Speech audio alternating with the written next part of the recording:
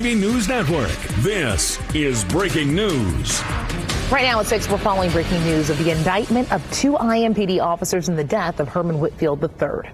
He died in police custody nearly a year ago. His family has been calling for these charges ever since. They just got done speaking outside of police headquarters, and that's where ITV reporter Cody Fisher is right now. Cody, what did the family have to say?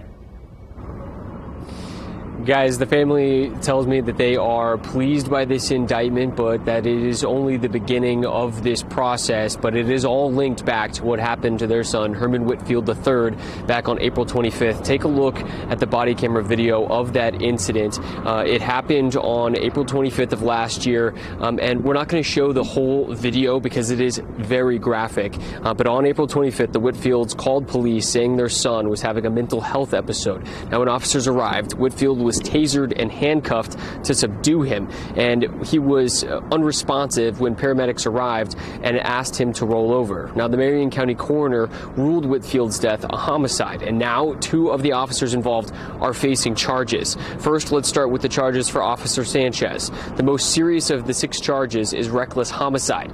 He's also charged with 2 counts of involuntary manslaughter and 3 counts of battery. Now, Officer Ahmad is facing a total of 5 charges, including reckless homicide, 3 counts of battery, and 1 count of involuntary manslaughter. Now, again, we just spoke with Herman Whitfield III's family just a few moments ago, and I asked them a question about how this impacts their grieving process. How does this help in the healing process? Well, it helps in that, it's almost like we were being gaslighted to believe that what was done to our son was proper and lawful and legal and justified, and that our son deserved to die. So the community recognizing what the officers did was criminal, it just helps to enforce our reasonable beliefs that what the officers did was an injustice and criminal. Now, in a statement, IMPD said, as with anyone under indictment, the officers should be considered innocent unless and until proven guilty in a court of law. The officers involved, including those indicted, remain on paid administrative duty status while the internal process continues.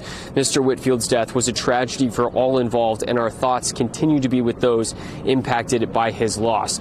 Now, I spoke with an IU law professor today who told me that these indictments are significant because historically it is very difficult for indictments to be made against police officers in cases like this. Now, as for those 2 officers, the attorneys for those officers said that they will fight these charges in court, and those officers are scheduled to be in court tomorrow morning at 10 a.m. I'm going to be in the courtroom, and I'll let you know what happens. Reporting live downtown, Cody Fisher, Wish TV, ITV.